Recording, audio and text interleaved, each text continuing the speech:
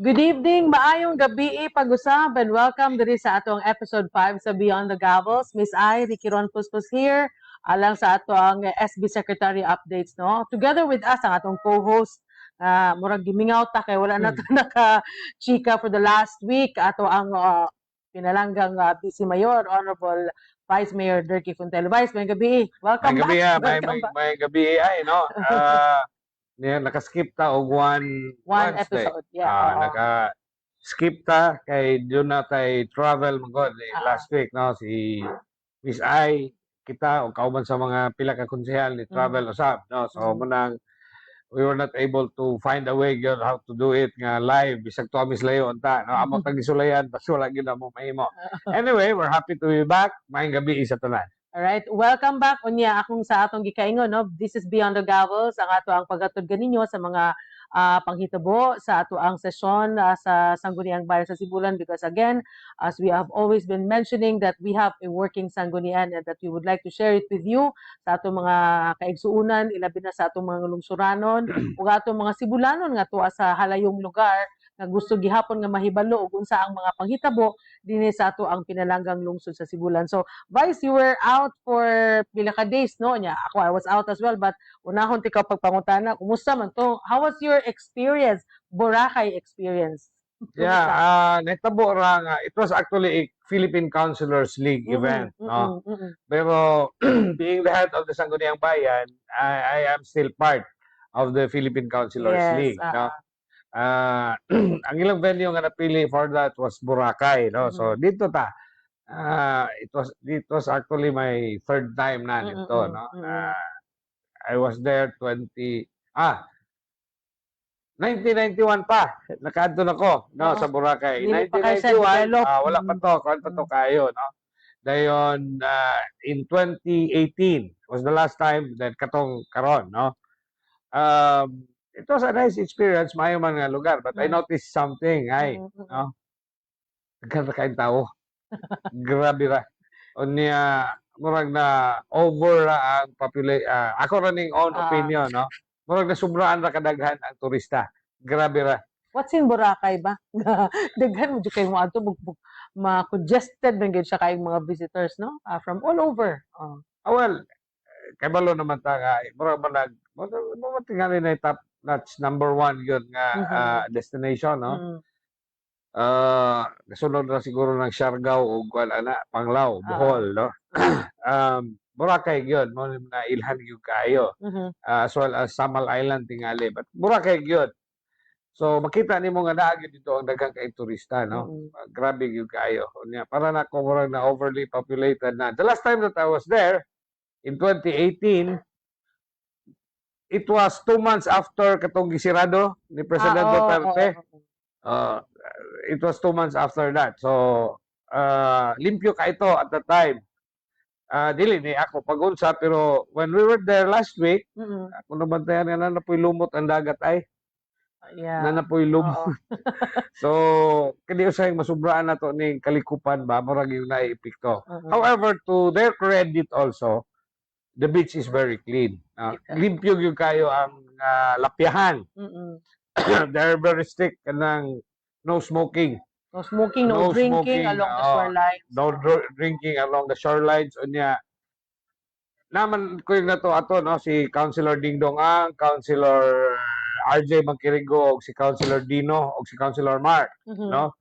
Na-experience si Councilor Dingdong nga ato silang layo tong lugar o niya lakaw ba din pagbalik nila katong ilang murag boatman sakay siguro silang baruto pagbalik niya katong ilang boatman nakakita og plastic nga botelya ba sa daplit gibalikan gyud gipunit ay ingon ana sila ka disiplinado dito, no. Ang ilang mga tao dito are very cooperative.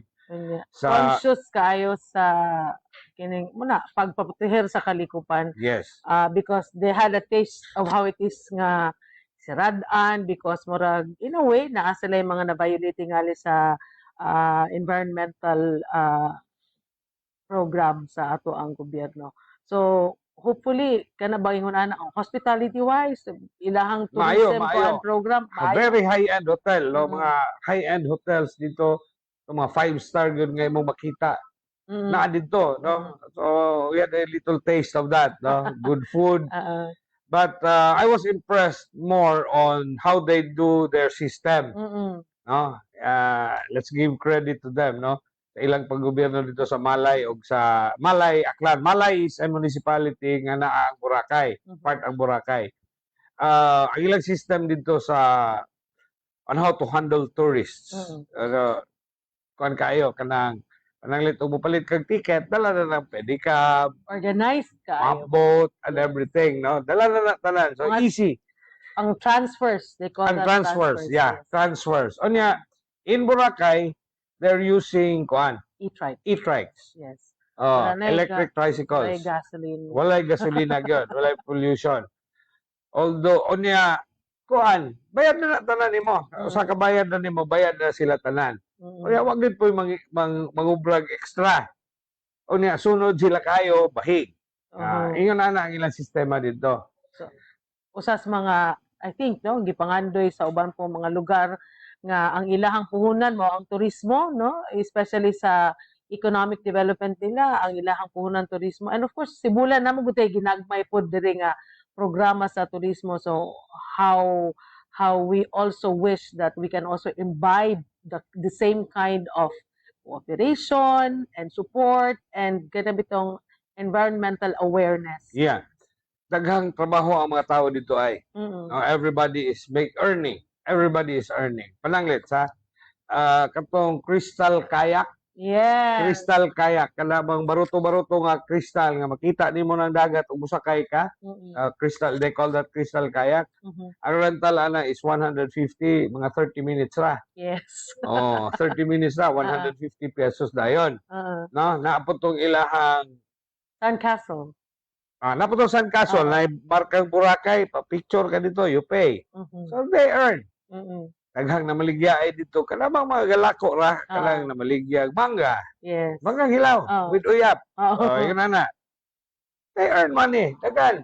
Kusog ang ilang mga kuan dito, nanindag lumpia, nanindag bananakyo. Na dito nimo makita. Kugihan, in other words. Daghang panginabuhi, no, ang ilang mga tao. Buhi kayo ang ilang ekonomiya. Anya ang atong terminal pay diri sa ato ang Pantalan, di ba? Atong terminal fee dire is 25 pesos. Dito sila 150 pesos. Pag sulod nimo pa yung Boracay, you pay 150. Pag was nimo, you pay another 150. 300 daan per person nga naa dito. So you can just imagine the revenue that the municipal government of Malay is getting, as well as the province of Aklan. Maayo gyud ang revenue nila. Ang influx of tourists on a daily basis, grabe kadaghan, no? So we were there also December, no? Kami nilito ko mga barkada and the same kind of feel nga ingon ana hiusa ang mga trabahante dito. So anyway, we look forward sa malabot usab no nga kaning mga kaning pagbiyahe bitaw sa mga local officials and employees sama namo makakuha ta og panag-ingnan, pagtulunan, basin pwede na itong madala diri sa itong lungsod mo sa gitawag nato og learning experience whenever we travel. Yeah. Ang ilang manuglimpyo ay sa ilang beach front, no? Ilang mga magtiglimpyo ba sa baybay? Are all job order workers. Wow. Sa municipal government of Malay. No? So lipay ka kay ato mang giduol sila utan na tagid sa gasweldo nila. They're all job order workers of the municipality of Malay. Patsada gyud ang ilang sistema didto unya maibog ta. Nya kung mauna-una dahil kini kang bating. No, gwapo mo pud unta ning atong dagat. It's a very promising beach area Vice. We have Ramagan-an down to Maslog and Kangmating. Yes. And a bit of poblasyon. Dili ba yung dag-o ng atong dagat din na. Patsada yung gaya ng atong balas din na. Dili batoon. Wala na nato kayo matagad. No? That's the challenge that we are faced with. No? So, sige lang. At least, ang importante nga, kabalo na tadaan nga muna itong problema. Alright. In the future, Vice. We'll never know. Hopefully. Alright. So, kagahapon, gipahigay na to atong regular nga sesyon. Ikaunom na for 2024.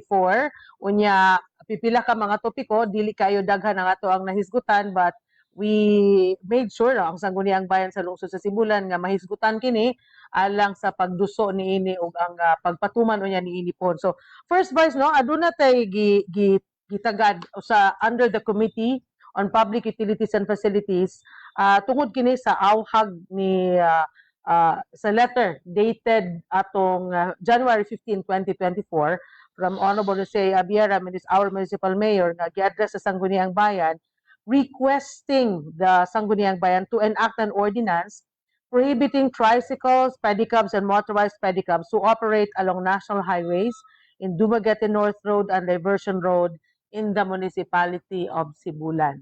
So, Yeah. There is a Vice? letter na isulat si Mayor kagahangyo sa atong Sangguniang Bayan to pasar og ordinansa nga i-prohibit ang atong mga tricycles, pedicabs o motorized pedicabs nga mo operate sa mga national highways, Dumaguete North Road o Diversion Road.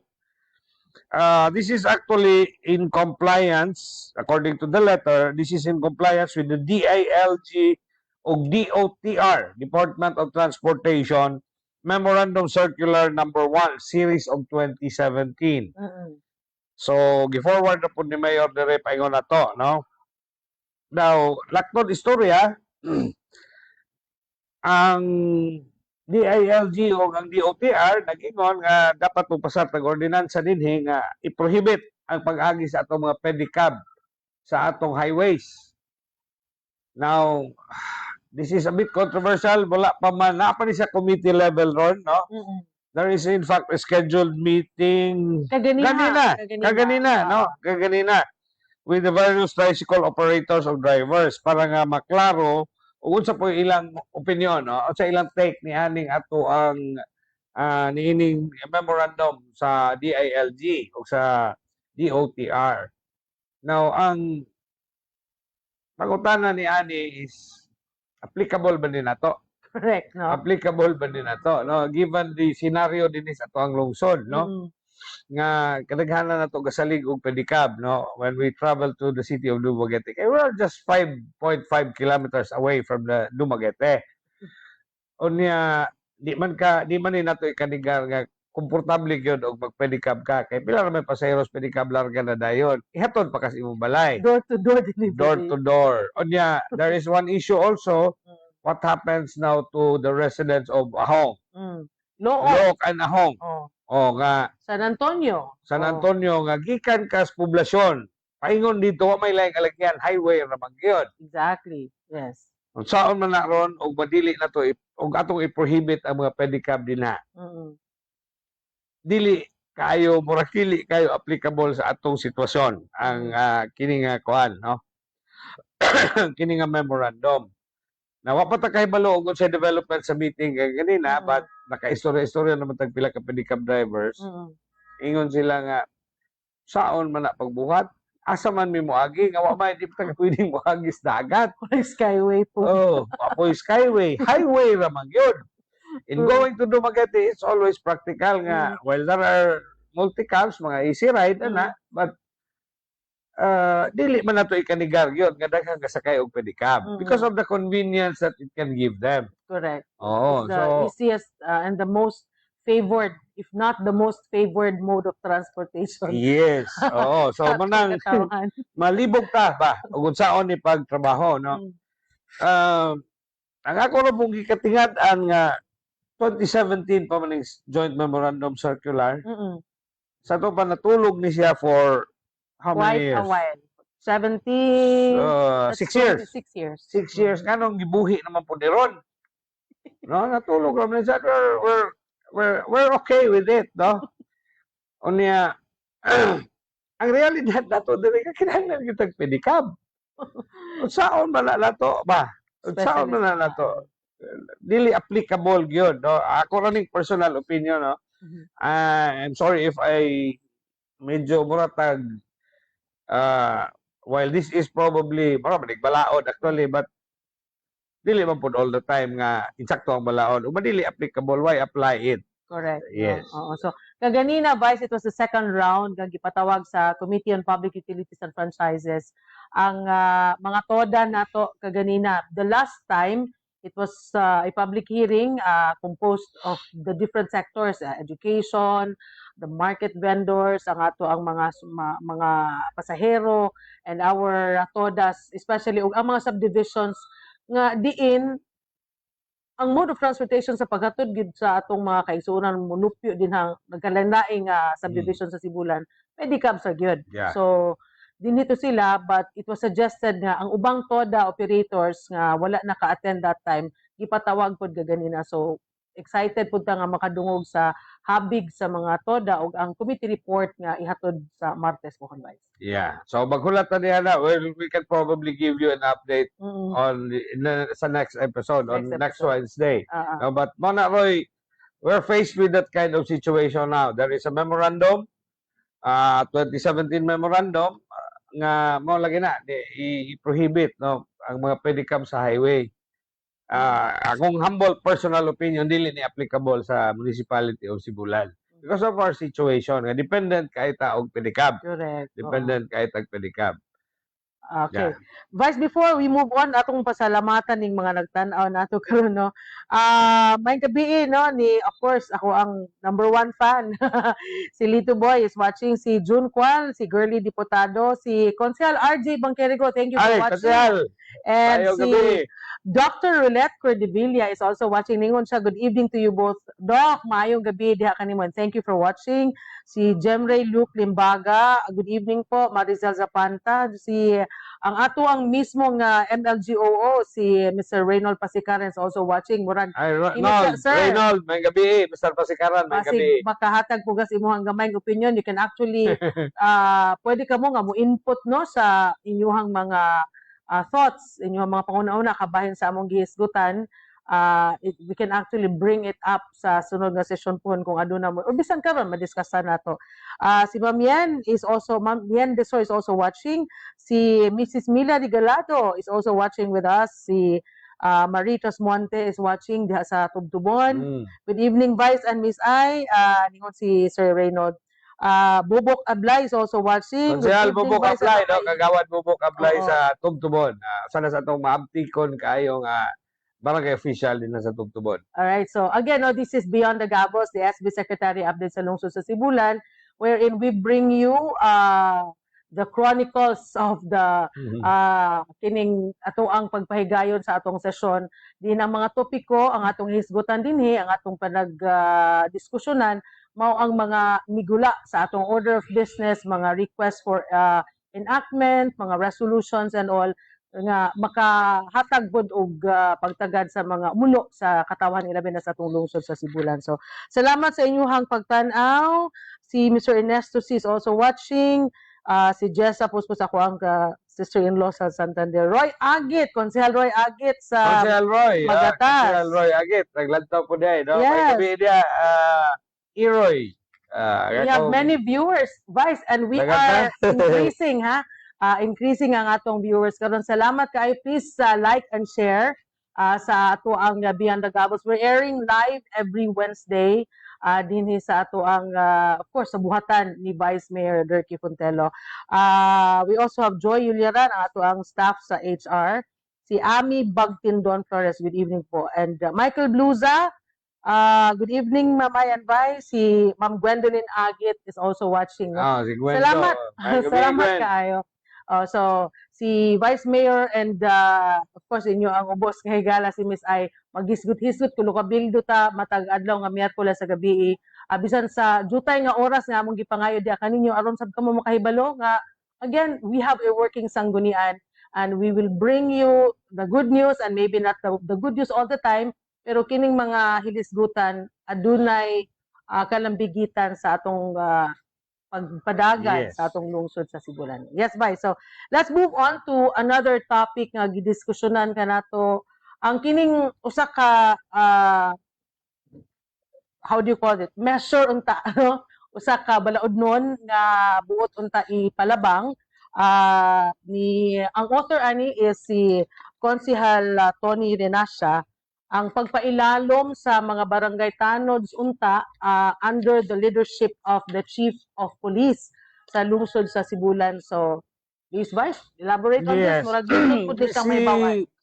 Ang atong former mayor, no, may gabi, Konsehal Tony Renacia, og nagtanaw ka, no, atong former mayor Tony Renacia, ni try unta og pasar, no, og ordinance nga ibutang, no, placing the barangay tanods of the 15 barangays of Sibulan under the operational control of the Chief of Police of Sibulan and providing additional monthly honorarium for them and for other purposes.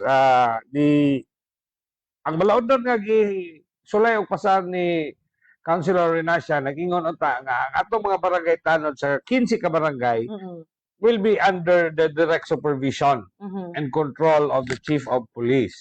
Okay?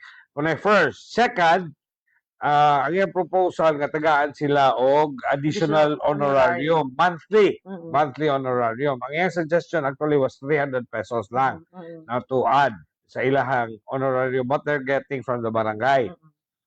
Now, pag committee meeting, gidiskusyonan, gi-invite ang atong hepe sa police, imbitar po sa DILG, for unsa ilang mga opinion. The barangay captains as well. Ang mga kapitan, gi-imbitar po, no, to share, to listen to their thoughts. Unsa ilang mga huna-huna, kabahin ni ining measure nga gipasar ni Honorable Renacia. As well as ang atong murag, I think there's a representative also from the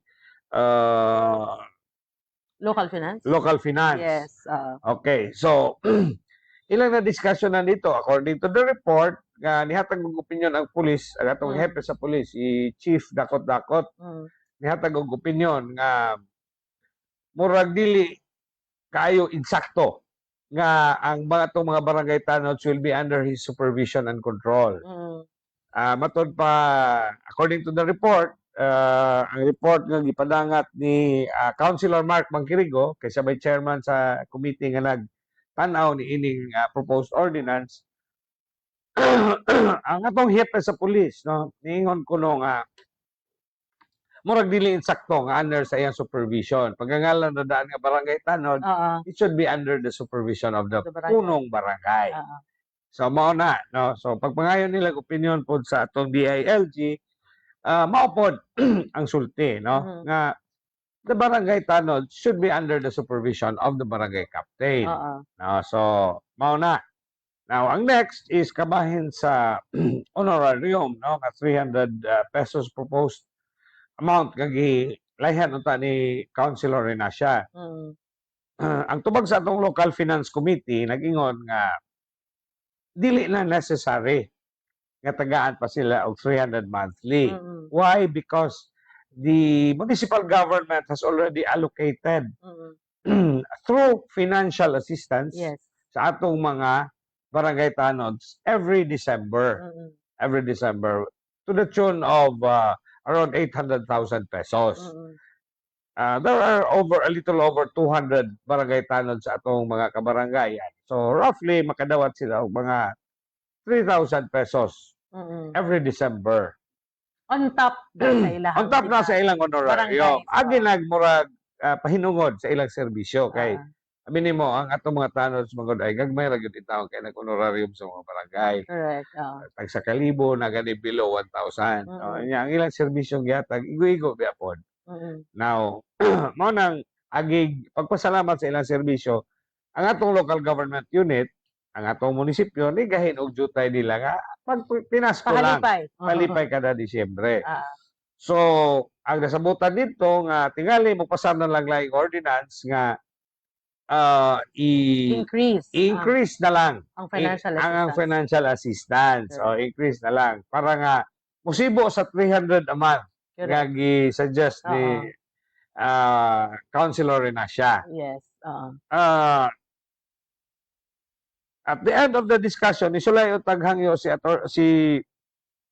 si Councilor Renacia nga basig pwede nga i-monthly yun paghatag, no? Meaning i-divide yun to the tune of 300 a month.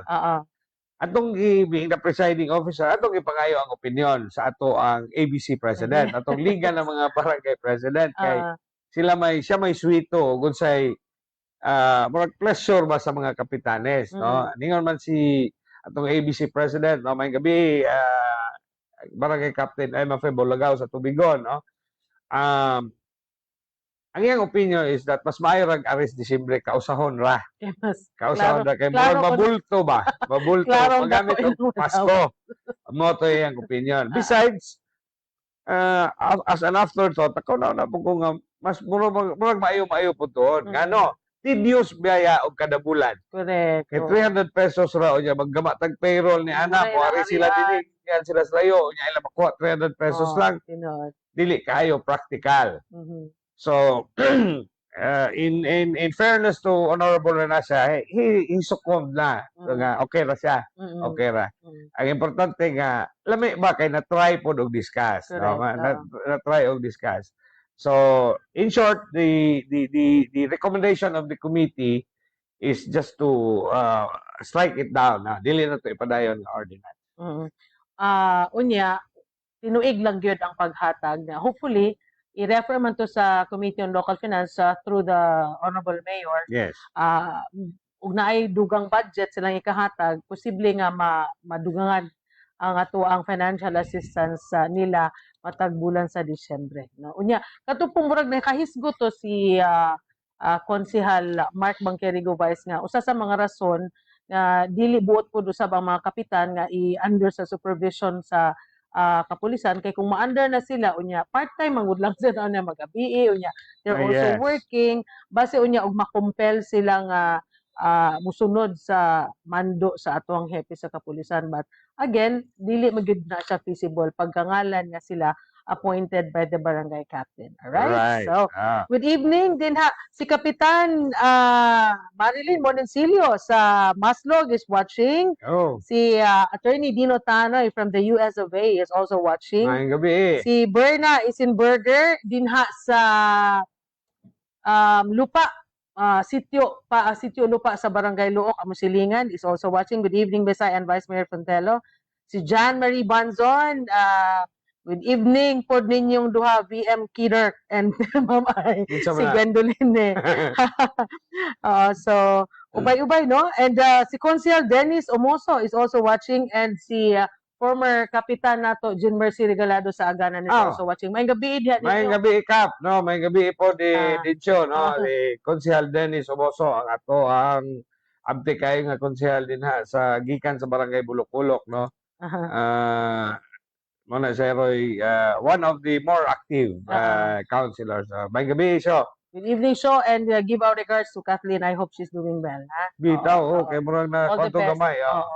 Sige, so, dagan kaayong salamat. Thank you. Good evening, Ma'am and Vice Mayor. Dire ni sa Luok. Ako ang sister-in-law, si Mary Jane Riqueron. Analiza Sotelio, good PM from Tubigon.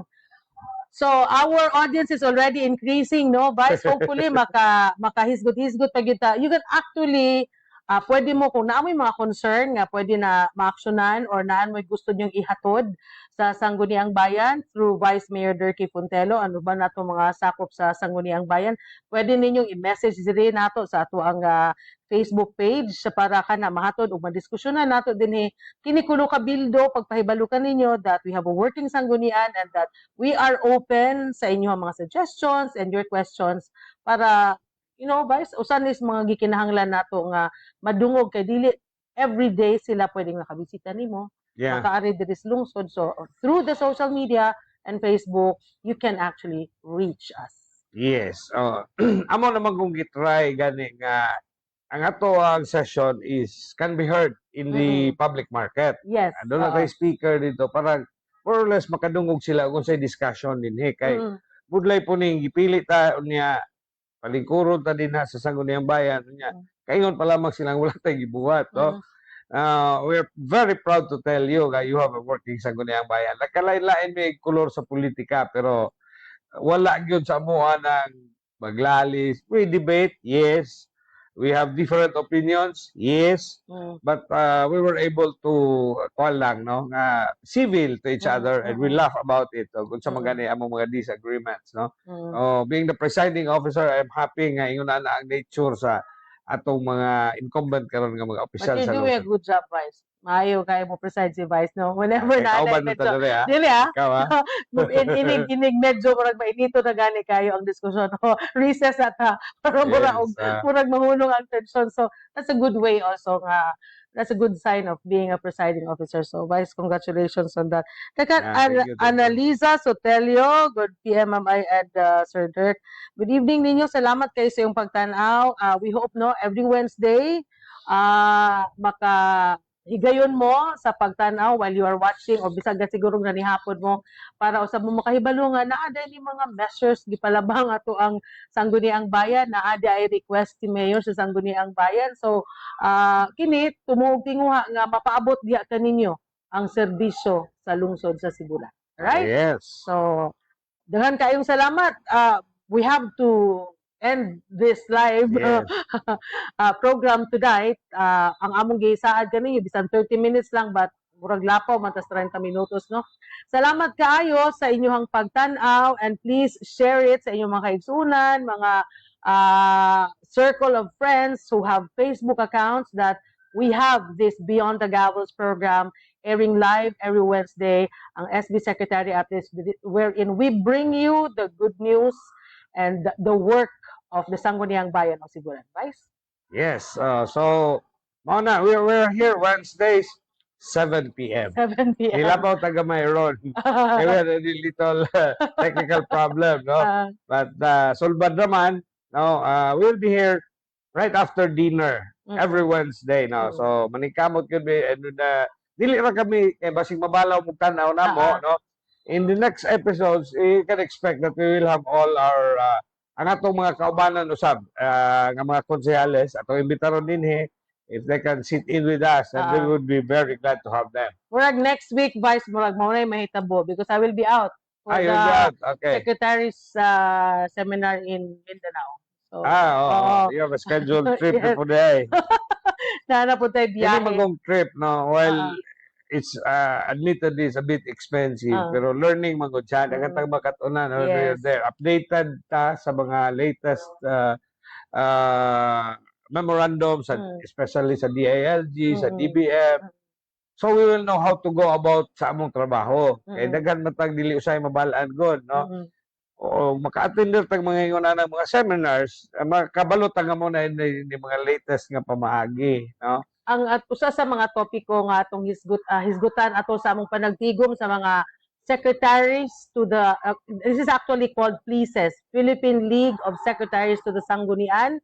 This is all over the Philippines no nga ang trend karon Vice is we go sa mani kanang kani atong ordinances and all it can already be accessed no if we have the budget pohon mag tracking ta and all via the internet ihapon so everything is running through the technology and digitalization of our legislation. All right, so nga ako'y nakitaan din no? Si Dr. John Arco is watching. Good evening, Doc. Anniversary na ba nimo karon or gahapon ba to? Karon. Karon. 28. 28. Hi. Usa ko sponsor na pagkasal ni Dr. John. Good evening also to Dr. Ver Emerald. Yeah, Dr. Ver also. Dr. Ver Arco. Louis Caballero, Tevez, kung ano siya, Liga ng mga Barangay sa Dumaguete is also watching. Okay. Si Valerie Grifalde diha sa Tugtubon, sa Bulok-Bulok, Banis Valerie.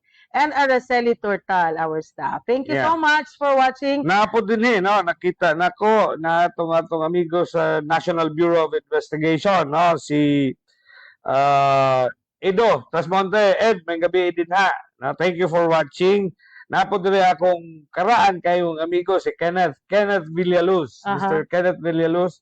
Ken, may gabi, salamat for watching. All right. So, daghan kayong salamat. We have to say goodbye for now. We'll hope to see you again sa ato ang next episode sa Beyond the Gavels next Wednesday with Vice Mayor Dirky. Mo-era ni sila together with kinsa kahiyahang maimbitar nga sakop sa Sangguniang Bayan nga maka-diskusyon diri sa ato ang Facebook Live. Alright? Okay. Daghang salamat. Lastly, Yes, no, yes. na ako sa amigo po, very low profile but very helpful sa lungsod sa Sibulan, Roel Paras. May gabi, well, o Blanche. May gabi. Alright, sige. Salamat ko no, ingon si Don Jan. Alright. Salamat sa inyong pagdanaw. Please share. Please hit like button and share para mas ubay-ubay pa ang atong mapaabot ning maong programa para kamo atong mga suking tigtan-aw karon sa Facebook Live makahibalo that we have a working sanggunian and that we have a dynamic members of the SB Secretariat. Alright? Maayong gabi, enjoy the rest of the evening. Bye. May gabi, daghang salamat.